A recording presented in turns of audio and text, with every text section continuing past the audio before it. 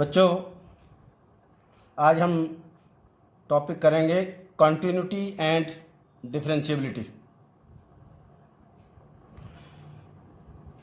+1 class से अगर हम बात करें, +1 में हमने सेट्स पढ़ा, रिलेशन और फंक्शन, अभी उसकी डिटेल +2 में भी पढ़ी हमने। और उसके बाद फिर हमने लिमिट्स पढ़ा था +1 क्लास में।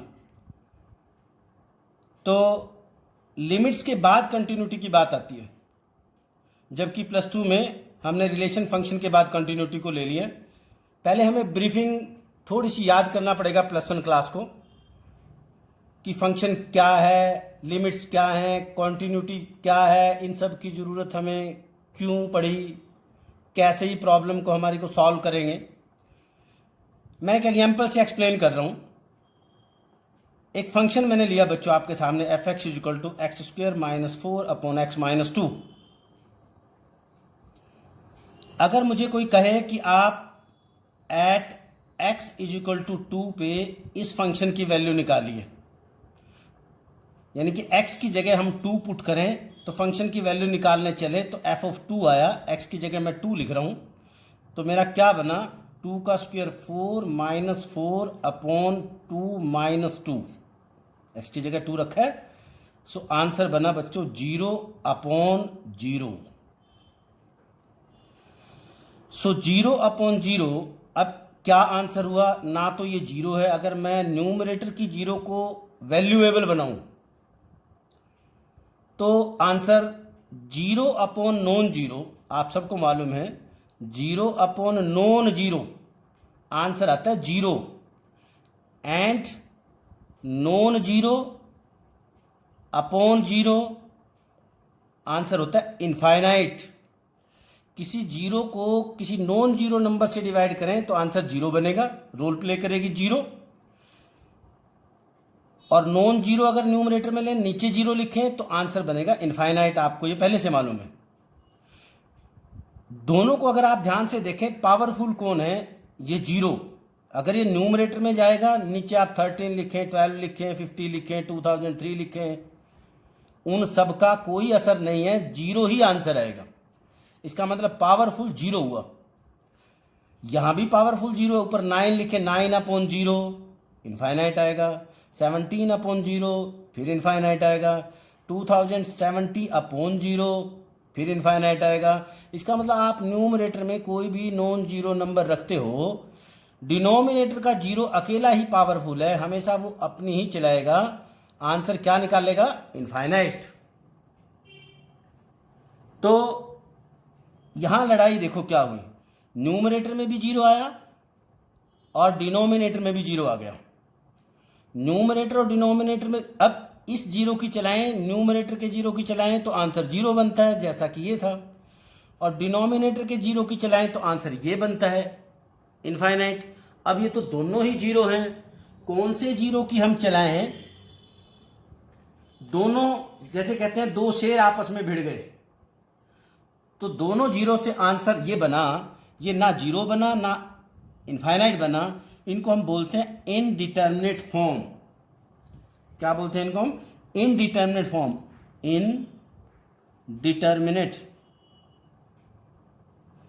Indeterminate form.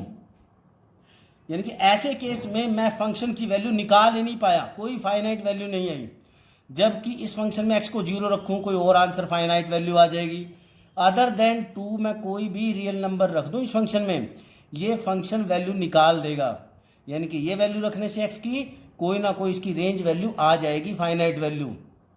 गड़बड़ क्या हुई, जब मैं 2 रखता हूं तो इसने, फंक्शन ने जवाब दे दिया कि मैं इसकी वैल्यू नहीं निकाल पाऊंगा। तो फिर क्या हुआ, इन तरह की प्रॉब्लम को सॉल्व करने के लिए लिमिट ने जन्म लिया। फिर लिमिट्स आई पिक्चर में, उन्होंने इस तरह की प्रॉब्लम को सोल्व किया कि जिस केस में फंक्शन वैल्यू नहीं निकाल पा रहा है, उस केस में हम लिमिट्स की हेल्प लेंगे, और लिमिट्स की हेल्प से हमने फंक्शन की वैल्यू निकाली। तो ऐसे एक एग्जांपल आपको दिया, 0/0 बन जाए तो हम आंसर 0 नहीं लिखेंगे या नोट डिफाइंड नहीं लिखेंगे। ये इनडिटर्मिनेट फॉर्म है। कौन कौन सी इनडिटर्मिनेट फॉर्म है, और किस तरह की वैल्यूज ऐसे आ सकती हैं फंक्शन में जिनको हम इनडिटर्मिनेट फॉर्म कहेंगे, जो कोई फाइनाइट आंसर नहीं होता है, वो है 0/0 एक इनडिटर्मिनेट फॉर्म है, इनफाइनाइट अपॉन इनफाइनाइट यानी कि ऊपर और नीचे न्यूमरेटर और डिनोमिनेटर में इनफाइनाइट अगर आ जाए वो भी इनडिटर्मिनेट फॉर्म है। अल्टीमेटली फिर आगे जाएं, फिर मैं 0 इंटू इनफाइनाइट, ये भी 0 इनफाइनाइट, ये भी इंडिटरमिनेट फॉर्म है। इनफाइनाइट इंटू इनफाइनाइट, ये भी इंडिटरमिनेट फॉर्म है। इनफाइनाइट माइनस इनफाइनाइट, ये एक और इंडिटरमिनेट फॉर्म है। 0 टू द पावर 0 भी इंडिटरमिनेट फॉर्म है। इनफाइनाइट टू द पावर 0 एक और इंडिटरमिनेट फॉर्म है। और सबसे मज़ेदार एक और इंडिटरमिनेट फॉर्म है, that is 1 to the power infinite. ये सब इनडिटरमिनेट फॉर्म है। यानी कि फंक्शन की वैल्यू निकालने में अगर ऐसी कोई भी फॉर्म आएगी उसका आप कोई आंसर नहीं लिख सकते, कोई फाइनाइट आंसर 0 या इनफाइनाइट आंसर नहीं लिख पाएंगे। ये indeterminate form which can not be determine directly. So how to determine the value of such type of functions? With the help of limits. इसलिए हमें लिमिट्स की हेल्प लेनी पड़ी। फिर किसी फंक्शन की वैल्यू निकालने के लिए लिमिट्स की हेल्प से हमने वैल्यू निकाली। आपको बहुत सारे इंडिटरमिनेट फॉर्म को देख के डरना नहीं है। सबसे मेन इसमें ये है 0/0, सारी इसी की ब्रांचेज हैं ये। जैसे किसी भी इनफाइनाइट को अगर आपने वैल्यू रख के देखना है तो आप उसको 1/0 रख दोगे। इनफाइनाइट की जगह कभी वैल्यू रखनी है तो आप रखो 1/0। वैसे तो नॉन 0/0 होता है, तो 3 लिखूँ, 7 लिखूँ, 8 लिखूँ, लिखें जो मर्जी, पर 1/0 हमारे लिए ज़्यादा कंफर्टेबल रहता है, इसलिए 1/0 लिख लेते हैं। तो इसको देखो, आप अगर इस इनफाइनाइट को 1/0 लिखोगे और इसको भी क्या लिखोगे 1/0, तो आपकी यहाँ से वैल्यू क्या बन जाएगी 1/0 अपॉन 1/0। तो आंसर क्या बना, रेसिप्रोकल करें, ये 0/0 ही बन गया। ये भी 0/0 की ही दूसरी फॉर्म है। अगर इसको लिखो इनफाइनाइट को 1/0 तो 1/0, तो ये भी क्या बना 0/0। इसको लिखो 1/0 1/0, ये भी 0/0। ऑलमोस्ट ये 0/0 की ही ब्रांचेज हैं ऑलमोस्ट। यहाँ सबसे अलग जो है, मैं इसको अलग से मार्क करता हूँ, रेड पेन के साथ मार्क करता हूँ। ये जो सबसे अलग है 1 की पावर इनफाइनाइट, इसको थोड़ा सा ध्यान से सुने आप। अगर किसी फंक्शन में वैल्यू रखने से फंक्शन में 1 की पावर इनफाइनाइट आता है बच्चों, इसका मतलब हुआ 1 की पावर इनफाइनाइट का मतलब हुआ 1 × 1 × 1 इनफाइनाइट टाइम्स। सो फंक्शन में मुझे उसकी वैल्यू 1 निकाल लेंगे, क्योंकि 1 multiply 1 multiply 1 multiply dash dash dash infinite time, तो फंक्शन में वैल्यू क्या बन गई 1। यानी कि फंक्शन में ये वैल्यू फाइनाइट आंसर दे रही है, जबकि लिमिट्स में भी ये इनडिटरमिनेट फॉर्म है। जबकि लिमिट्स में इनडिटरमिनेट फॉर्म कौन थी, जिन फंक्शन की वैल्यू हम नहीं निकाल पाए किसी पर्टिकुलर पॉइंट पे, वो 0/0 फॉर्मेशन जो बनी उनको इनडिटरमिनेट फॉर्म कहा गया, और लिमिट्स की हेल्प से ही हम उनकी वैल्यू निकाल लेंगे। लेकिन ये एक ऐसी वैल्यू भी है जो फाइनाइट आंसर दे देगी फंक्शन में, ऐसा आंसर नहीं देगी, एक फाइनाइट आंसर 1 दे देगी। फिर भी लिमिट्स में अगर मेरा 1 की पावर इनफाइनाइट किसी क्वेश्चन पे बन रहा है, मैं उसको भी इनडिटरमिनेट फॉर्म में ही काउंट करूंगा और उसको लिमिट्स की हेल्प से वैल्यू निकाल लेंगे। हो सकता है फंक्शन की वैल्यू तो यहाँ पे 1 आ रही है, जबकि लिमिट्स को सॉल्व करें और उसकी वैल्यू निकालने अदर देन 1 आ जाए, ऐसा भी हो सकता है। अब आपको कहीं ना कहीं कन्फ्यूजन हो रहा होगा कि ऐसा कैसे है, इनकी वैल्यू निकालनी थी, जब यहाँ वैल्यू निकल रही है फंक्शन में, इसको क्यों इनडिटरमिनेट फॉर्म में लिया। अगर आपको ऐसा कन्फ्यूजन हो रहा है तो मैं आपको बताता हूँ। देखिए, इन सब वैल्यूज को निकालने के लिए, इन सब इनडिटरमिनेट फॉर्म को, प्रॉब्लम को सॉल्व करने के लिए लिमिट्स ने कोई पर्टिकुलर डेफिनेशन लिमिट्स की बनी, कोई रूल बना, उस रूल के अकॉर्डिंग हमने प्रॉब्लम्स को सॉल्व किया। लेकिन उस तरह प्रॉब्लम को सॉल्व करते करते जब हमारे आगे और भी कोई क्वेश्चंस आई और प्रॉब्लम्स आई, और उनको भी फिर सॉल्व, लिमिट्स को, जो लिमिट्स, अगर उस फंक्शन की लिमिट्स निकालनी है तो हम लिमिट्स की डेफिनेशन से और लिमिट्स की जो प्रॉपर्टीज है उनको यूज करते हुए तो निकालेंगे। तो ऐसे ही जब 1 की पावर इनफाइनाइट की भी लिमिट निकालनी पड़ी, यानी कि ऐसे फंक्शन की लिमिट। अब आप थोड़ा सा सोच रहे होंगे कि ऐसा कौन सा फंक्शन होता है, हम थोड़ा सा एग्जांपल बनाने की कोशिश करते हैं। Limit as x goes to pi by two, x goes to pi by two, मैं ले लेता हूँ sine x the whole power tangent x. थोड़ी देर के लिए एक एग्जाम्पल मैं बना रहा हूँ आपके लिए कि और अच्छे से कन्फ्यूजन दूर हो। मुझे ये लिमिट का क्वेश्चन निकालना पड़ गया। आप x की जगह पाई बाय टू रखें, साइन पाई बाय टू 1 होता है, tangent pi by to infinite होता है। तो मैं अगर आंसर लिखूंगा 1 की पावर इनफाइनाइट, बच्चे इसका आंसर 1 लिख देंगे कि 1 इंटू 1 इंटू 1 1। ये गलत आंसर है, ये इसका ठीक आंसर नहीं है। अगर मुझे f of pi by two निकालना पड़ता इसी क्वेश्चन में, मान लो मेरे पास फंक्शन ये है, क्या है function, sine x to the power tangent x. मेरे पास एफ एक्स है बच्चों, एफ एक्स था sine x the whole power tangent x. अगर मेरे पास ये क्वेश्चन है और मुझे f of pi by two निकालना है तो मैं पाई बाय टू रखूंगा। तो उस केस में मैं sine pi by to 1, tangent pi by to infinite, 1 की पावर इनफाइनाइट, इट मीन्स 1। 1 की पावर इनफाइनाइट मतलब 1 इंटू 1। फंक्शन में मैं वैल्यू आंसर 1 दूंगा, पर लिमिट में अगर मेरे पास ये लिमिट का क्वेश्चन ऐसे है, उस केस में मैं ऐसे सॉल्व नहीं करूंगा। मैं लिमिट्स को लिमिट्स की डेफिनेशन के अकॉर्डिंग सॉल्व करूंगा। वो हो सकता है लिमिट्स का आंसर भी 1 आ जाए और आपका आंसर तो ठीक हो जाए, पर ये सॉल्यूशन गलत है। ऐसे वैल्यू नहीं रखना है। यहाँ आपके लिए ये इनडिटरमिनेट फॉर्म है, तो आपको इसको सिंप्लीफाई करना होता है। और इस तरह की प्रॉब्लम को सॉल्व कैसे करते हैं, जब ऐसी ऐसी फॉर्म आती है उनके डिफरेंट मेथड्स हैं। मोस्टली इन सब के एक जैसे मेथड है। 1 की पावर इनफाइनाइट थोड़ा सा कॉम्पिटिटिव टाइप के क्वेश्चन में ही ज़्यादा आता है। बोर्ड एग्जाम में ज़्यादातर इस तरीके का क्वेश्चन नहीं पूछा जाता है। इस तरह की प्रॉब्लम्स जो इनडिटरमिनेट फॉर्म है वो ज़्यादातर आपके एग्जाम में आएंगे।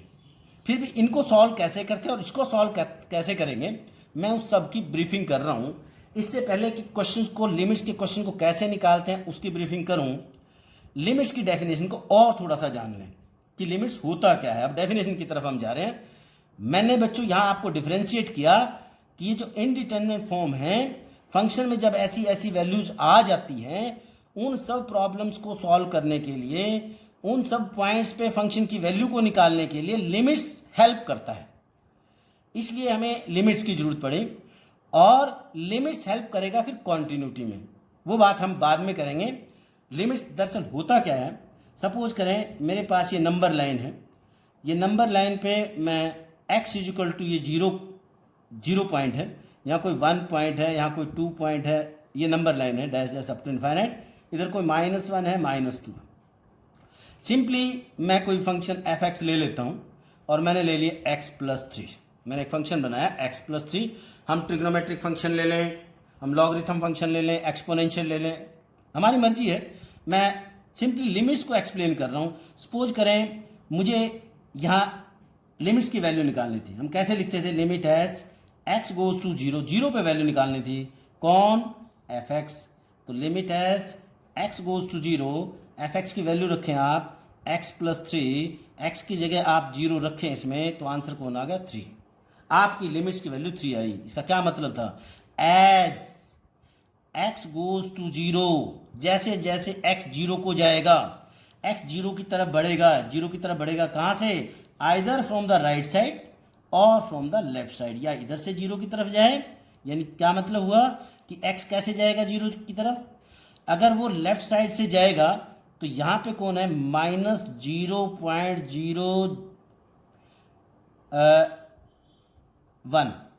-0.001, -0.0001 एंड सो ऑन। यहाँ से 0 की तरफ जा रहा है। यहाँ से जितनी ज़्यादा 0 डालते जाएंगे उतना ही 0 के पास आ जाएगा। ऐसे ही from the right side, from the right side ये फिर ऐसे ही जाएगा 0.01, 0.001,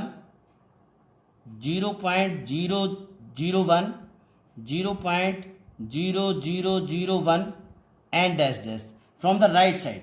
यानी कि राइट साइड से भी आप 0 की तरफ जा रहे हैं, लेफ्ट साइड से भी आप 0 की तरफ जा रहे हैं। जो आप लेफ्ट साइड से जा रहे हैं उसको बोलते हैं लेफ्ट हैंड लिमिट, जो आप राइट साइड से जाते हैं उसको बोलते हैं राइट हैंड लिमिट।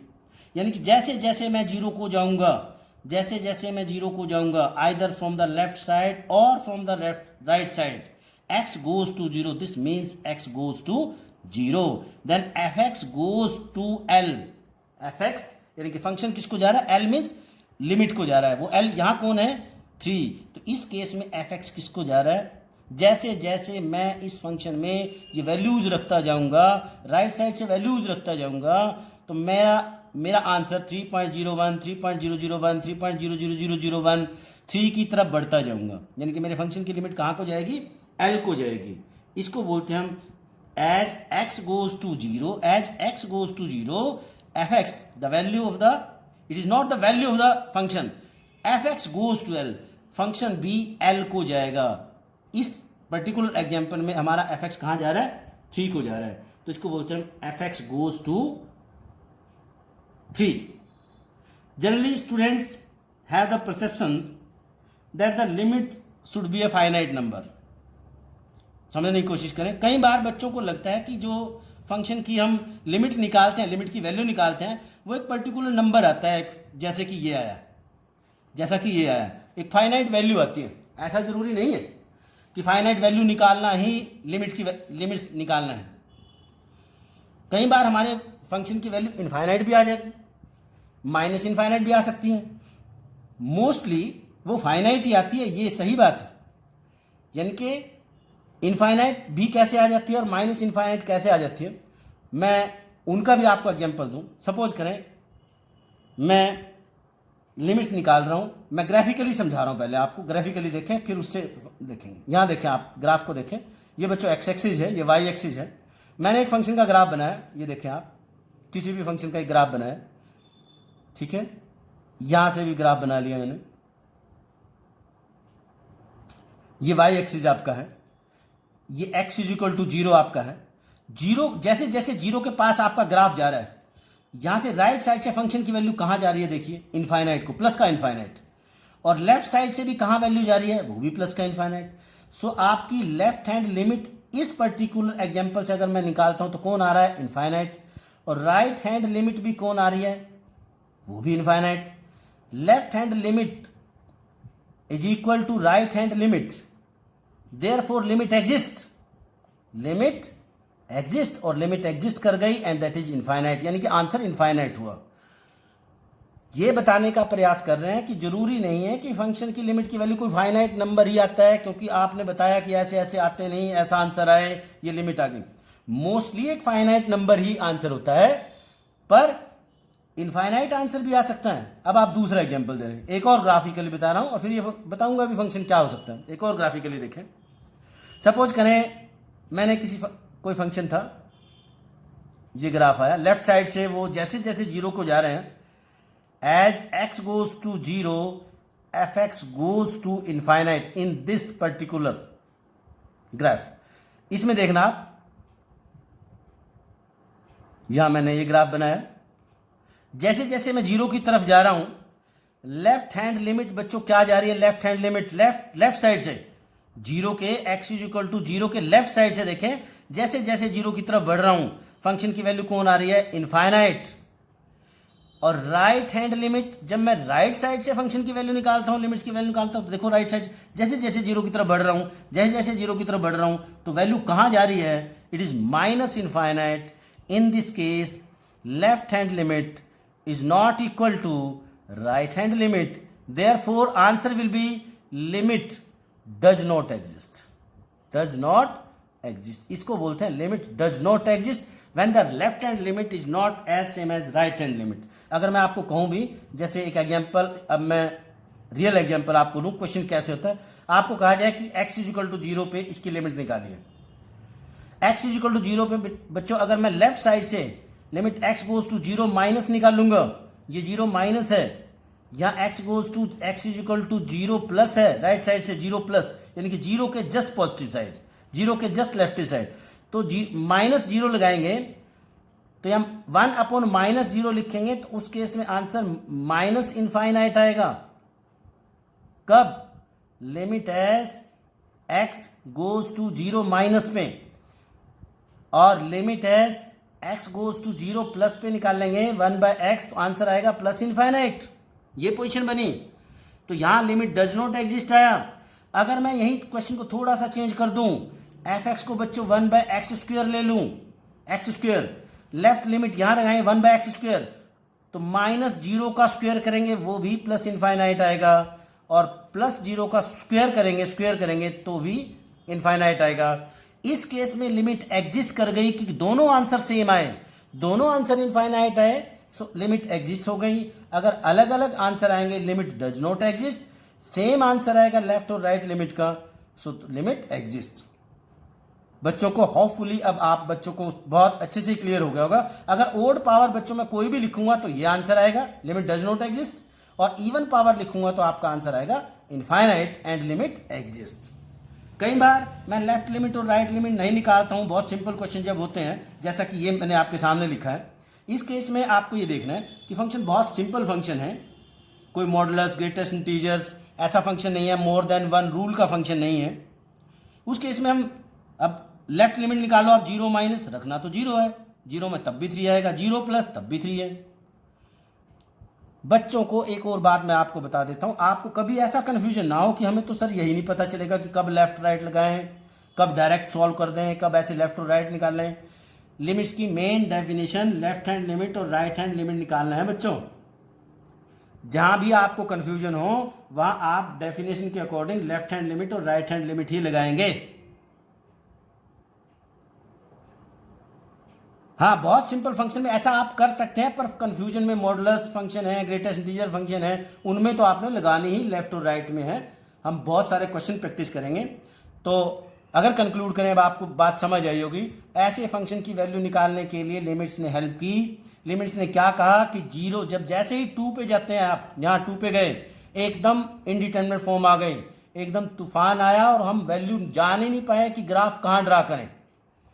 तो उस केस में हमने लिमिट्स से हेल्प ली। लिमिट्स ने क्या हेल्प करती है, लिमिट्स धीरे धीरे स्लोली 2 की तरफ जाएगी। एक बार लेफ्ट साइड से, यहाँ पे जैसे 2 पे निकाल रहे हैं, एक बार लेफ्ट साइड से और एक बार राइट साइड से 2 पे जाएगी। तो बताएगी अगर दोनों साइड से सेम आंसर आ गया तो फंक्शन की वैल्यू भी हम कंसीडर कर लेते हैं कि वैसी वैसी फंक्शन का ग्राफ वहां तक जाएगा। तो लिमिट्स एग्जिस्ट कर जाएगी। अगर अलग अलग आएंगी लेफ्ट और right, limit does not exist आएंगी। एक और डेफिनेशन को हम यूं भी लिखते हैं, ये तो मैंने आपको डिटेल डेफिनेशन बताई दी, हम यूं भी लिखते हैं लिमिट्स की डेफिनेशन को। मैं थोड़ा सा अगर मैं यहाँ लिख के कंप्लीट करना चाहूं, एक और ये भी लिमिट्स की डेफिनेशन है। क्या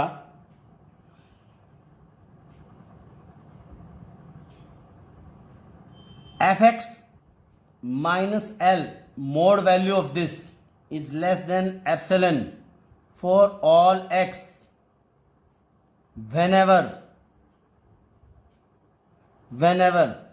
0 less than mod of x minus a is less than delta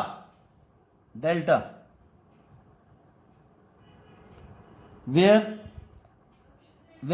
epsilon and delta are very small numbers, very small means near to 0, approximately 0 but not 0। ये बहुत छोटे पॉजिटिव नंबर हैं, small positive numbers, approximately 0 but not exactly 0। क्या कहा है, उसी definition, उसी को ये भी लिमिट्स की डेफिनेशन डिफाइन करते हैं। क्या कहा है, कहता है जैसे जैसे x 1 हो जाएगा, यानी कि मैं फंक्शन की लिमिट्स a पे निकाल रहा हूं, x में और a में डिफरेंस इतना कम होगा, 0 से तो बड़ा होगा, डेल्टा से छोटा होगा, डेल्टा भी 0 जैसा ही है पर 0 नहीं है। यानी कि यूं बिहेव कर लो आप, डेल्टा 0.0000 2000 बार 0 लिख लो 1। तो जैसे इसका मतलब हुआ x में और a में डिफरेंस बहुत कम है, नेग्लिजिबल है पर कंसीडरेबल नहीं है, वो छोटा डिफरेंस है। तो फंक्शन की वैल्यू L को जाएगी। f(x) और L में भी डिफरेंस 0 जैसा ही होगा, यानी कि फंक्शन की लिमिट किसको जाएगी, L को। कब, जैसे जैसे x 1 हो जाएगा f(x) L को जाएगा। इसी डेफिनेशन को हम यूं भी लिखते हैं। ये भी डेफिनेशन है, ये भी बच्चों को जाननी चाहिए। कई बार कॉम्पिटिटिव एग्जाम्स में या वैसे भी आपको इस तरह का भी पूछा जा सकता है। अब और ब्रीफिंग अगर करें, +1 क्लास में हमने वैसे तो बहुत डिटेल में पढ़ा है। ये इंपॉर्टेंट रिजल्ट्स हैं जो आप लिमिट्स को सॉल्व करने के लिए जब 0 0 फॉर्म ऐसी फॉर्म आएंगी उनको कैसे सॉल्व करेंगे। डेफिनेशन से अब हम बाहर निकल रहे हैं कि जब ये इंडिटर्मिनेट फॉर्म आएंगे उनको सॉल्व कैसे करें।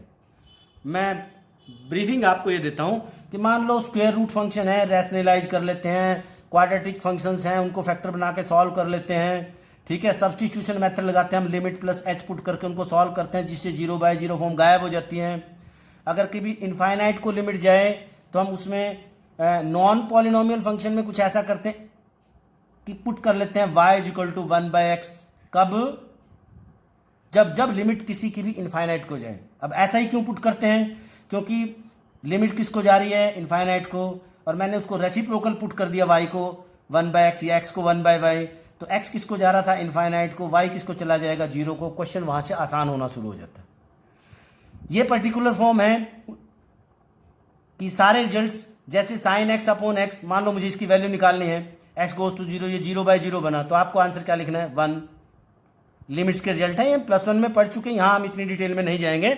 आप sin x की एक्सपेंशन लिखें और इसको सॉल्व करें, इसका आंसर आ जाता है। ये प्रूव किया है, इसको हमने वहाँ प्रूव किया था +1 क्लास में। सब्स्टिट्यूशन लगा दें आप, a + h इसमें लिख दें, पुट x = a + h। अगर आप इसमें a + h लिखेंगे और बाइनोमियल से एक्सपेंड करेंगे, सॉल्व करेंगे, तो आंसर आ जाएगा। टेंजेंट x/x वो sin बाय cos में कन्वर्ट करोगे तो sin x/x, मेन रिजल्ट ये है 1 होता है। e की x -1/x, जो यहाँ पे है वही यहाँ हो। अगर यहाँ sin x है तो नीचे भी sin x हो, और sin x goes to 0 होना चाहिए, उस केस में ये भी 1 बनेगा। a की x -1/x, यहाँ से ये बना हुआ है a की x, तो आंसर बना log a। इस log का बेस कौन है? e। हम फंक्शन पढ़ रहे हैं, सब जगह बेस नहीं लिखा, वहाँ बेस हर जगह e है। a की x -1/x log a, यानी कि जैसे 5 की x -1/x, x goes to 0, तो आंसर बनेगा log 5, जो ये बेस है। ये कांस्टेंट है, ये बच्चों वेरिएबल है। यहीं आपने a की जगह e लिखा, तो यहाँ क्या बन गया? log e to the base e। अगर ये दोनों सेम हो, आंसर 1 होता है, इसलिए डायरेक्ट 1 लिखा है, इसी से ये बना हुआ है। log 1 + x/x, जो यहाँ पे है वही यहाँ हो, और ये goes to 0 है, x goes to 0, तो आंसर 1 होगा। इसी 1/x को, ये 1/x है, इसी को log m⁴n, इस 1/x को यहाँ पावर में ले जाए, तो मैंने ये लिखा है, ये दोनों सेम है। या मैं यूं कहूँ बच्चों, ये 1/x है, यहाँ ले आओ, log m⁴n, n log m होता है, तो ये और ये सेम ही तो रिजल्ट है। यहाँ आप ये ध्यान रखें, इसका रेसिप्रोकल होता है, देखो, तो आंसर 1 है। sin इनवर्स x/x लिखें या sin x/x लिखें, टेंजेंट इनवर्स x/x लिखें, +1 में इनवर्स आपने फंक्शन नहीं पढ़ा, अब मैंने ऐड कर दिया है, ये भी 1 होता है, यानी कि सेम रिजल्ट होते हैं ये भी इनवर्स फंक्शन में भी। पुट x = sin थीटा, उससे यही बन जाएगा, सेम पोजीशन बन जाएगी। आप ध्यान दें बच्चों, ज़्यादातर आंसर 1 ही है, ज़्यादातर सारों के आंसर 1 ही है। सिर्फ एक तो यहाँ पे n a⁴n-1, यानी कि यहाँ से याद रख लें, इसका डेरिवेटिव होता है कांस्टेंट का। इसकी पहचान आपको ये है कि x वेरिएबल है, a कांस्टेंट है, पावर ये भी कांस्टेंट नंबर्स हैं, सो नीचे पावर 1 है, ऊपर पावर अदर देन 1 है, बेस दोनों जगह सेम है, तो इस पोजीशन पे जो होता है उसका आप डेरिवेटिव लिख दो। ये डेरिवेटिव से याद रख लें, n आगे आ गया, एक पावर। याद रखने का तरीका है, वैसे तो प्रूफ मैंने आपको बता दिया है। इन सब रिजल्ट को भी यूज करेंगे जब मुझे लगेगा कि क्वेश्चन 0/0 फॉर्म आ रहा है और ऐसा कुछ बन रहा है, उनको 1 लिखता जाऊंगा, जबकि 0/0 दिख रहा है, तो 0/0 फॉर्म गायब हो जाएगी ऐसा करने से। 1 की पावर इनफाइनाइट का सॉल्व करने का एक स्पेशल तरीका है। ऐसे क्वेश्चन बहुत कम चांस है आपको बोर्ड एग्जाम में मिले, ऑलमोस्ट नहीं मिलेंगे, यूं ही मान के चलो, फिर भी मैं तरीका बता देता हूं। ऐसा अगर मैंने लिमिट्स की वैल्यू पुट की 1 की पावर इनफाइनाइट बच्चों बना, टेकिंग लॉग बोथ साइड, उसको हम सॉल्व करते हैं, लॉग बोथ साइड लेके सॉल्व करेंगे, वो 0/0 फॉर्म में कन्वर्ट हो जाएगा। फिर इसी तरीके से इन्हीं रिजल्ट्स को यूज करें, या जो भी फंक्शन में बन रहा है उस तरीके से हम उनको सॉल्व करते हैं। ये था लिमिट्स को सॉल्व करने का तरीका, कि लिमिट्स कहाँ काम आई, कैसे हम लिमिट्स के क्वेश्चन को निकालते हैं। मैंने एक फंक्शन की वैल्यू निकाल के अब यही लिमिट निकालना है। फंक्शन की वैल्यू तो ये आई थी, मान लो इसी क्वेश्चन की लिमिट निकालनी थी, तो लिमिट्स ने इस क्वेश्चन को कैसे निकालना, लिमिट x गोज टू, मैं यहाँ निकाल लूँ x², इसके फैक्टर बना लें हम, क्या बनेंगे x + 2 × x - 2 upon x - 2, limit as x goes to 2 पे अगर मैं निकाल लूँगा बच्चों, x - 2 कैंसिल हो गया, 2 यहाँ रखे तो आंसर 4 आ गया, फाइनाइट आंसर आ गया। देखो जैसे ही मैंने इसको सॉल्व किया, फैक्टर बन रहे हैं, फैक्टर बना लिए, अंडर रूट है, रैशनलाइज करेंगे, ऐसी कोई रिजल्ट यूज होता है उसको यूज करेंगे, ये 0/0 फॉर्म गायब हो जाएगी, उसके बाद फाइनाइट आंसर आ जाएगा। जबकि फंक्शन के लिए ये इंडिटरमिनेट फॉर्म है, लिमिट्स ने इसकी वैल्यू को जान लिया कि 4 के आसपास इसकी वैल्यू आएगी। इस तरह की हेल्प करती है लिमिट्स। और कॉन्टिन्यूटी निकालने में लिमिट्स हमारा हेल्प करेगी। अब हम कॉन्टिन्यूटी की तरफ बढ़ते हैं कि कॉन्टिन्यूटी में लिमिट्स क्या हेल्प करेगी और कैसे क्वेश्चन को निकालते हैं। हम बहुत सारे लिमिट्स के क्वेश्चन बच्चों कॉन्टिन्यूटी में निकाल लेंगे, आपको ज़्यादा सोचने की जरूरत नहीं है। अगर +1 क्लास में आप नहीं ज़्यादा प्रैक्टिस कर पाए हैं तो अब अच्छे से प्रैक्टिस करें, लेकिन अब करना पड़ेगा, अब काम नहीं चलेगा ऐसे। हम बहुत सारे क्वेश्चन लिमिट्स के यहाँ निकाल लेंगे क्योंकि इसकी डेफिनेशन में ही है। मैं यहाँ कॉन्टिन्यूटी की डेफिनेशन आपको दे रहा हूँ पहले कि कॉन्टिन्यूटी होता क्या।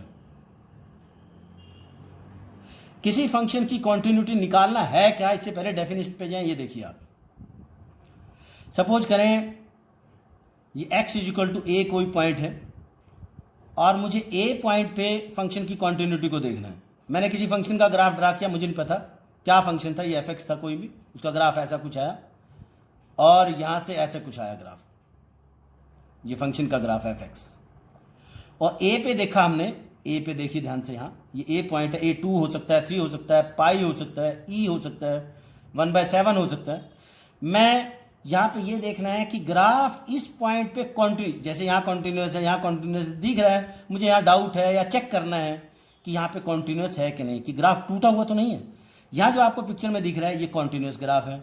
कोई और x = मैं 3 पे चलो बनाता हूँ, सपोज करें यहाँ से ग्राफ ड्रा किया, ये आ गया, और यहाँ से ग्राफ ड्रा किया इसी फंक्शन का, वही f(x) है, ये सेम उसी फंक्शन का ग्राफ ड्रा किया कि लेफ्ट साइड में >3 पे कुछ और वैल्यू थी, <3 पे कुछ और वैल्यू थी, फंक्शन का ग्राफ ये आया, 3 पे मैंने चेक करना था, तो ये कहाँ कंटिन्यूस है, यहाँ ये टूटा हुआ है, ये फंक्शन टूटा हुआ है।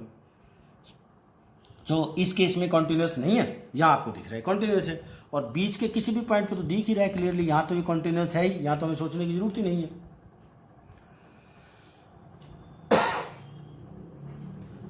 अब डेफिनेशन क्या कहती है कि कॉन्टिन्यूटी फंक्शन की निकाल लेंगे कैसे। ये तो नहीं है पॉसिबल कि हम हर फंक्शन का ग्राफ ड्रा करके ही और उसको चेक करें। कैलकुलस में क्या डेफिनेशन यूज करेंगे, अ फंक्शन, डेफिनेशन देखिए फिर हम समझेंगे उसको। A function is said to be continuous, is said to be continuous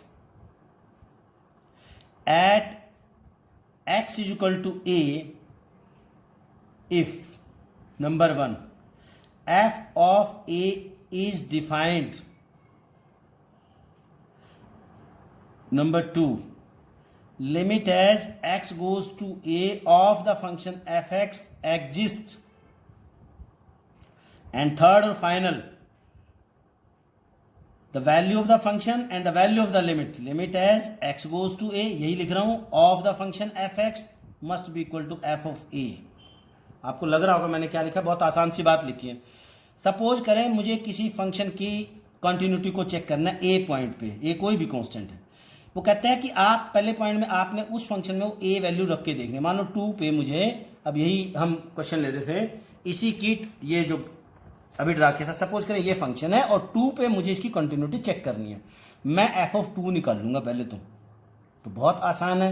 ये तो हम लोअर 6th और 7th स्टैंडर्ड से सीख रहे हैं कि वैल्यू, फंक्शन में वैल्यू कैसे रखेंगे। वहाँ हम पॉलिनोमियल्स में रखते थे, +1 में हमने फंक्शन में वैल्यू को रख दिया, 2 इसमें रखेंगे। डिफाइंड का मतलब कोई फाइनाइट आंसर आना चाहिए, कोई ना कोई फाइनाइट आंसर आ जाए। सबसे पहला स्टेप बहुत आसान है। दूसरे में हमें लिमिट निकाल लेंगे, इसी फंक्शन की वैल्यू निकाली, ये आई। जब वैल्यू ही एग्जिस्ट नहीं करी तो हम कहेंगे फंक्शन इज नॉट कंटिन्यूस, आगे हमें जाने की जरूरत ही नहीं है। अगर यहाँ से फंक्शन की वैल्यू, कई बार f(x) = फंक्शन को ऐसे लिख देता है ऐसे करके कि it is 4 when x = 2 and it is this when x is not equal to 2।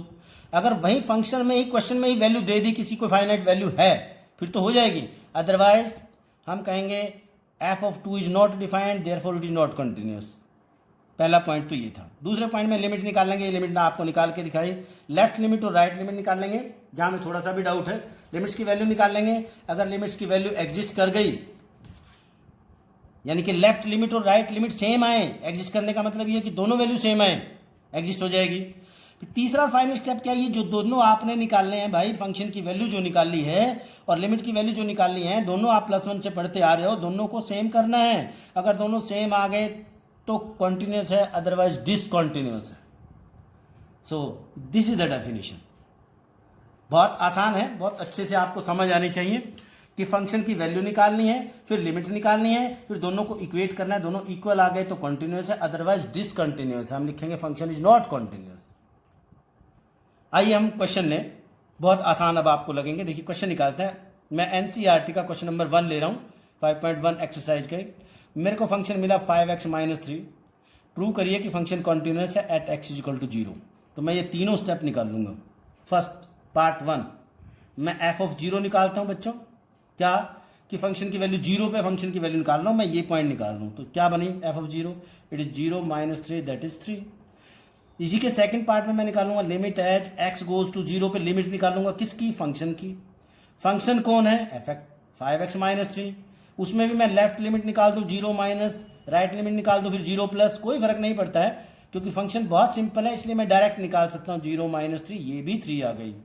सो मैं लिखूंगा f(0) यानी कि फंक्शन की वैल्यू वो और लिमिट की value limit as x goes to 0 of fx, दोनों 3 आ गई। Therefore function is continuous at x = 0। आपने इस तरीके से क्वेश्चन, हर क्वेश्चन के सॉल्यूशन को लिखना है।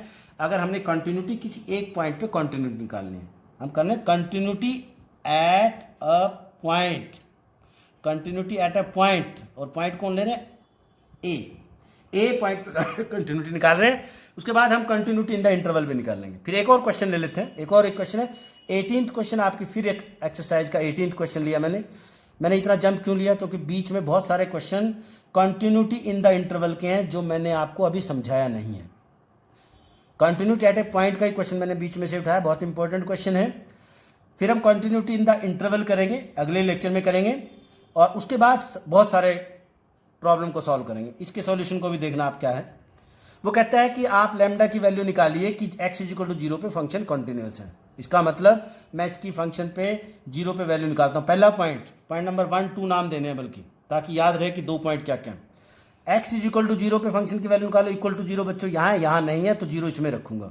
मैं लिखूंगा f(0) बना, यानी कि फंक्शन की वैल्यू 0 पे बनी, 0 रखो इसमें 0, तो लैम्डा × 0 कौन आ गया? 0। मैं दूसरे पॉइंट में क्या निकालूंगा? Left hand limit as x goes to किस पे निकालनी है? 0 पे, क्योंकि मैं किस पे कंटिन्यूटी चेक कर रहा हूँ? 0 पे। 0 के लिए अगर 2 पे निकालनी तो 2 माइनस और 2 प्लस। तो फंक्शन कौन है आपका? लेफ्ट यहाँ देखेंगे, क्योंकि x की तरफ लेस देन यहाँ है तो फंक्शन ये लेंगे, और x की तरफ ग्रेटर देन यहाँ है, जहाँ ग्रेटर देन है वहाँ हम राइट लिमिट लेंगे। तो इसको लिखें लैम्डा × x² - 2x। मैंने फंक्शन लिख दिया। अब करना क्या है? 0 माइनस का भी मतलब क्या है? 0 भाई, नंबर लाइन पे यहाँ 0 है, 0 प्लस भी यही है 0, जस्ट राइट, 0 माइनस भी यही है, जस्ट लेफ्ट है 0, रखना 0 ही है आपने इसमें। तो ये भी क्या बन गया? It is equal to lambda × 0, so it is 0। हम फिर निकालें राइट हैंड लिमिट। आइए राइट हैंड लिमिट निकाल लें। Limit as x goes to 0 plus, बच्चों राइट लिमिट देखो यहाँ से देखना होता है फंक्शन। कई बार ये ऊपर लिखे, ये नीचे लिखे, बच्चे क्रैमिंग करते हैं, पहले वाले पे लेफ्ट लगती है, दूसरे वाले पे राइट लगती है।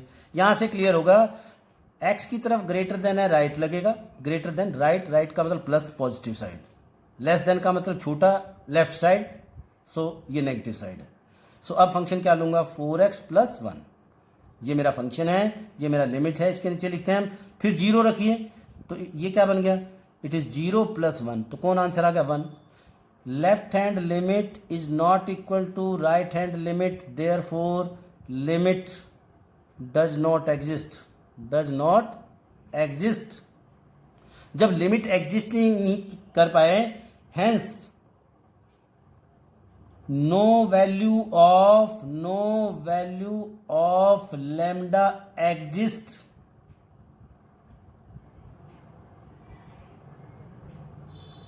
for the function becomes continuous at x = 0। क्या मतलब हुआ? जब मेरी लेफ्ट लिमिट और राइट लिमिट ही सेम नहीं बन रही, तो आप लैम्डा की वैल्यू कहता है कुछ भी मर्जी रख लो, इससे कोई फर्क नहीं पड़ेगा, मेरे ये दोनों अलग अलग आंसर आएंगे। लिमिट ही एग्जिस्ट नहीं करी तो फंक्शन कॉन्टिन्यूस होगा ही नहीं। No value of lambda exist, lambda की कोई वैल्यू एग्जिस्ट नहीं करेगी। यानी कि कोई वैल्यू लैम्डा की इसको कंटिन्यूस बना ही नहीं सकती, जीरो पे कंटिन्यूस कभी बन ही नहीं सकता, ये मतलब हुआ ना। अब इसी का दूसरा पार्ट अगर हम डिस्कस करें, कहते हैं एक्स इक्वल टू 1 पे निकालिए कंटिन्यूटी। अब मैं सिर्फ ब्रीफिंग करूंगा, आपको समझा रहा हूं।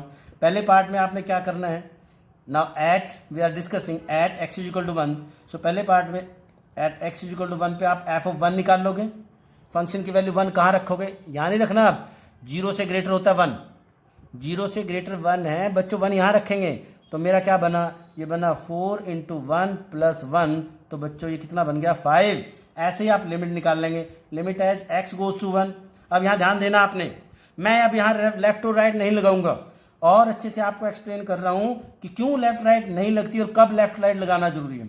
x इक्वल टू 1 कहाँ आता है, आप फंक्शन से पूछे x इक्वल टू 1 कहाँ एग्जिस्ट कर रहा है बच्चों। x इक्वल टू 1 का 0 से बहुत बड़ा है 1 का लेफ्ट साइड भी यही है, 1 का राइट साइड भी यही है, यानी कि 1.00000001 भी इसी में रखना पड़ेगा, और 1 से जस्ट लेफ्ट 0.999999 वैल्यू भी इसमें ही रखनी पड़ेगी।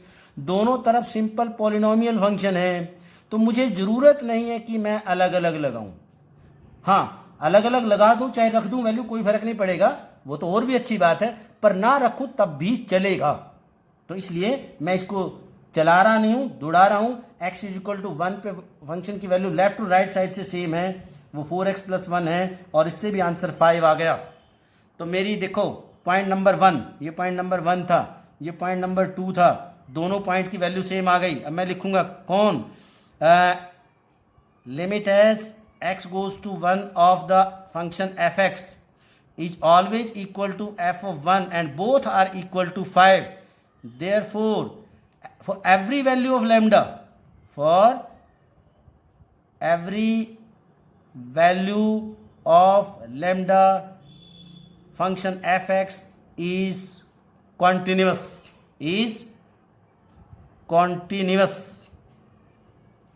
at x is equal to 1। थोड़ा सा और अच्छे से अब आपको समझने की कोशिश करनी है। इसने कहा कि 0 पे तो आप जो मर्जी वैल्यू निकाल लो, लैम्डा की जो मर्जी रियल नंबर वैल्यू रख लो, जो मर्जी आप रखें, ये कभी भी कॉन्टिन्यूस नहीं बनेगा, क्योंकि इसकी लिमिट ही एग्जिस्ट नहीं करती है, यहाँ से लिमिट ही एग्जिस्ट नहीं की। सो कोई भी वैल्यू इसको कॉन्टिन्यूस नहीं बना सकती। 1 पे हमेशा सेम आएगा, कहीं लैम्डा कुछ आया ही नहीं, मुझे किसी ने डिस्टर्ब करा ही नहीं लैम्डा को, हमेशा ही फंक्शन की वैल्यू 5 आ गई, लिमिट की वैल्यू 5 आ गई, हमेशा इक्वल रहेंगे। तो कहता है कोई वैल्यू आप लैम्डा की रख ले, ऑल रियल वैल्यू, आंसर हुआ ऑल रियल वैल्यू और नो रियल वैल्यू। होपफुली बच्चों अब आपको काफ़ी कुछ समझ आएगा कि कंटिन्यूटी है क्या, कि लिमिट्स की हेल्प से हम कंटिन्यूटी को कैसे चेक करते हैं, कि फंक्शन की कंटिन्यूटी को कैसे निकालते हैं। हमने डिस्कस किया continuity at A point, particular point पे। तो क्या करना है आपने, हर किसी क्वेश्चन में फंक्शन की वैल्यू निकालनी है। पहला पॉइंट नंबर 1 2 नाम देना आपने, जैसे मैंने ऐसे यहाँ दिया 1 और 2, ऐसे हर बार दिया मैंने, point number 1 point number 2। Third और फाइनल पॉइंट ये है कि फंक्शन की वैल्यू निकाल लें, लिमिट्स की वैल्यू निकाल लें, और फिर दिखाएं दोनों सेम आ जाए तो कॉन्टिन्यूस, अगर सेम नहीं आए या फंक्शन की वैल्यू पहले पॉइंट में ही गड़बड़ हो जाए कि फंक्शन की वैल्यू ही ना आए, हम कहेंगे फंक्शन इज डिसकंटिन्यूस। या फंक्शन की वैल्यू आ गई लेफ्ट और राइट लिमिट जैसे यहाँ नहीं आई थी, अलग अलग आ गई, limit does not exist, hence function is discontinuous, फिर भी कंटिन्यूस नहीं है। अगले लेक्चर में बच्चों हम पढ़ेंगे कंटिन्यूटी इन द इंटरवल, और उसके बाद कंटिन्यूटी का टॉपिक ऑलमोस्ट कंप्लीट होगा। बहुत सारे क्वेश्चन हम आगे भी प्रैक्टिस करेंगे। कंटिन्यू रखना, नेक्स्ट लेक्चर को फिर ध्यान से देखना आपने।